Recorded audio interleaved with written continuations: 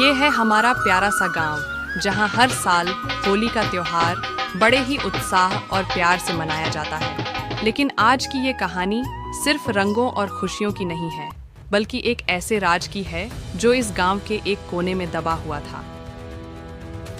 एक बूढ़ा आदमी रामदीन एक पेड़ के नीचे बैठा हुआ था। न जाने क्यों आज वह बहुत उदास था। उसकी आंखों में एक अजीब सी उदासी थी, जैसे कोई पुराना दर्द उसे फिर से सताने लगा हो। वह गांव के उसी पेड़ के नीचे बैठा था जहां वह अक्सर बैठकर अपने बीते दिनों को याद करता था। तभी एक छोटा सा बच्चा राजू वहां आता है। राजू की आंखों में चमक थी और हाथ में गुलाल लिए हुए था। वह रामदीन के पास जाकर खड़ा हो जाता है। दादाजी, आप यहाँ अकेले क्यों बैठे हो? चलिए सबके साथ होली खेलिए।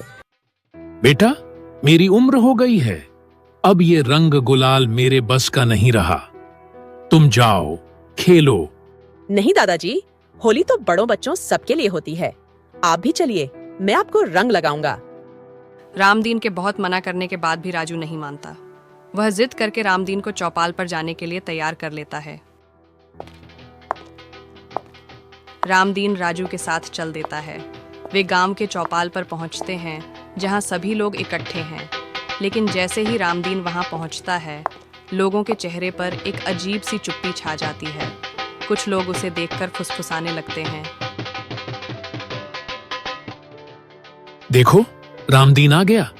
क्या उसे अब भी लगता है कि वो इस गांव का हिस्सा है? हाँ, उसने तो मोहन को छोड़ दिया था। अब क्यों इतना दिखावा करता है? इसकी तो जिंदगी में कोई रंग ही नहीं होना चाहिए। लेकिन देखो, होली मनाने के लिए कैसे आ रहा है। रामदीन इन बातों को सुनकर चुपचाप एक कोने में बैठ जाता है। राजू उसके पास बैठता है।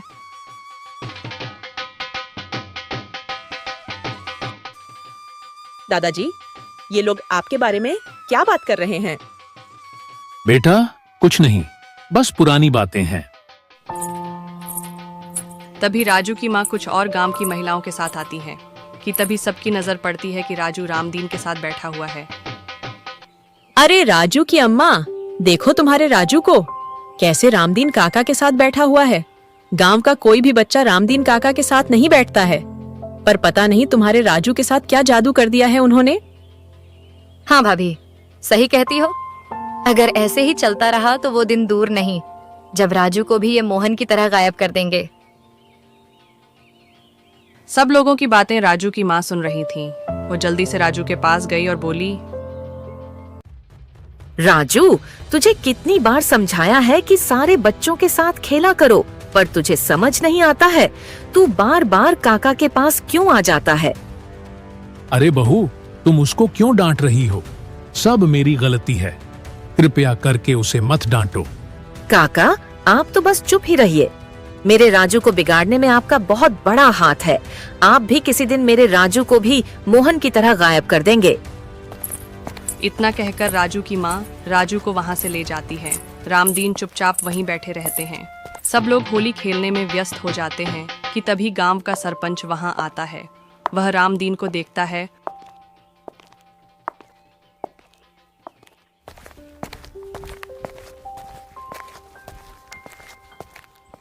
और उसके पास आकर बैठ जाता है।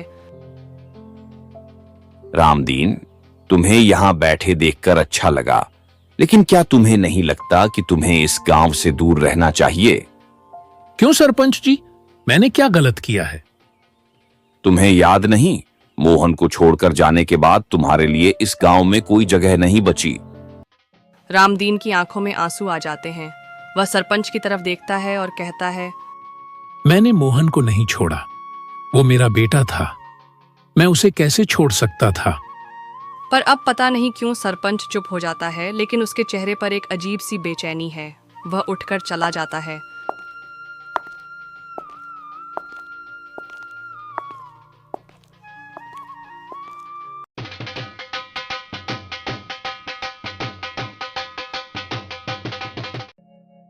रामदीन अकेले दुखी होकर बैठा रहता है। सभी लोग होली खेलते हैं। राजू भी होली खेलने में मग्न हो जाता है कि तभी उसे याद आता है कि रामदीन तो अकेले बैठे होंगे। राजू रामदीन के पास जाकर बैठ जाता है। दादाजी, एक बात बताओ, ये मोहन कौन था? मैं आज सभी के मुंह से ये सुबह से सुन रहा हूँ।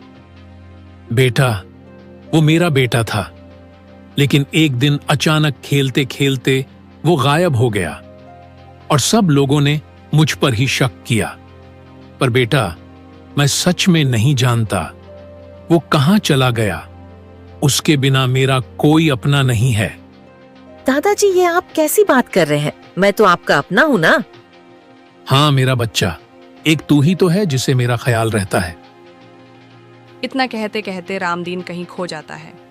बहुत साल पहले रामदीन ने एक अनाथ बच्चे को गोद लिया था। उस बच्चे का नाम था मोहन। रामदीन मोहन का खूब अच्छे से ख्याल रखता, उसके साथ खेलता, उसको खाना खिलाता। लेकिन एक दिन मोहन अचानक गायब हो गया। गांव वालों ने रामदीन पर ही शक किया। कहा जाता था कि रामदीन ने ही मोहन को कहीं छोड़ दिया, इसलिए कोई भी रामदीन से बात नहीं करता था।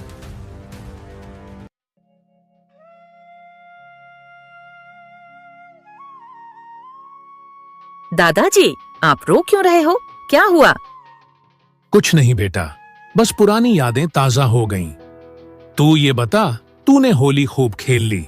चल अब मेरे साथ मेरे घर, तुझे मैं गुजिया खिलाऊंगा, खाएगा क्या? हाँ दादाजी, बहुत भूख भी लगी है, चलो। राजू और रामदीन घर जाने के लिए खड़े ही हुए होते हैं कि तभी गांव के सरपंच फिर से आते हैं। इस बार उनके चेहरे पर एक गहरी चिंता है। वे रामदीन के पास जाते हैं और उसके कंधे पर हाथ रखते हैं। रामदीन, मैं तुमसे कुछ कहना चाहता हूं। बहुत साल पहले मोहन को हमने ही छुपा दिया था। हमें डर था कि तुम उसे लेकर गांव छोड़कर चले जाओगे, लेकिन हमसे गलती हो गई। मोहन अब शहर में रहता है और एक बड़ा आदमी बन गया है। क्या सच कह रहे हो तुम? मेरा मोहन जिंदा है? हाँ रामदीन, और वो आज इसी गांव में है। चलो चौपाल में मेरे साथ। दोनों चौपाल आ जाते हैं, जहां पहले से ही सब लोग उपस्थित थे। तभी एक कार गांव में आती है और उसमें से एक व्यक्ति बाहर निकलता है।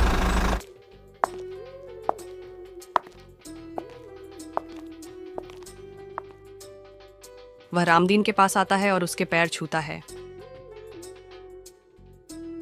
पिताजी, मैं मोहन, पहचाना मुझे? मैं आ गया हूं, मुझे माफ कर दीजिए पिताजी। मैंने आपसे इतने सालों तक मिलने की कोशिश भी नहीं की, मुझे माफ कर दीजिए पिताजी। मेरा मोहन, तू इतना बड़ा हो गया, तू तो मेरे कलेजे का टुकड़ा है रे। तू मुझसे माफी क्यों मांग रहा? अब तू आ गया है ना, अब हम दोनों साथ साथ रहेंगे। मैं पूरे गांव के सामने मोहन और रामदीन से माफी मांगता हूं। मेरी वजह से रामदीन को जिल्लत भरी जिंदगी बितानी पड़ी, पर आज होली के दिन सारे लोग मिल गए। एक बाप अपने बिछड़े हुए बेटे से मिल गया। और क्या चाहिए हम गांव वालों को? मुझे माफ कर दो रामदीन। हाँ रामदीन काका, मुझे भी माफ कर दो। मैंने आपको ना जाने क्या क्या भला बुरा कहा। अरे आप सब लोग मुझसे माफी मत मांगो। मुझे मेरा मोहन इस होली पे मिल गया, मुझे और कुछ नहीं चाहिए। फिर सब लोग मोहन और रामदीन के साथ होली खेलते हैं। आज राजू बहुत ही खुश था।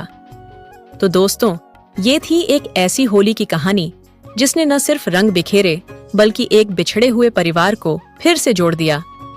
होली का ये त्योहार सिर्फ रंगों का नहीं बल्कि प्यार और माफी का भी पर्व है। आप सभी लोगों को एस के कार्टून टीवी की तरफ से होली की हार्दिक शुभकामनाएं। अगर आपको हमारी ये कहानी पसंद आए तो अपना एक लाइक इस वीडियो को जरूर दें। आपके प्यार के लिए आपका बहुत बहुत धन्यवाद।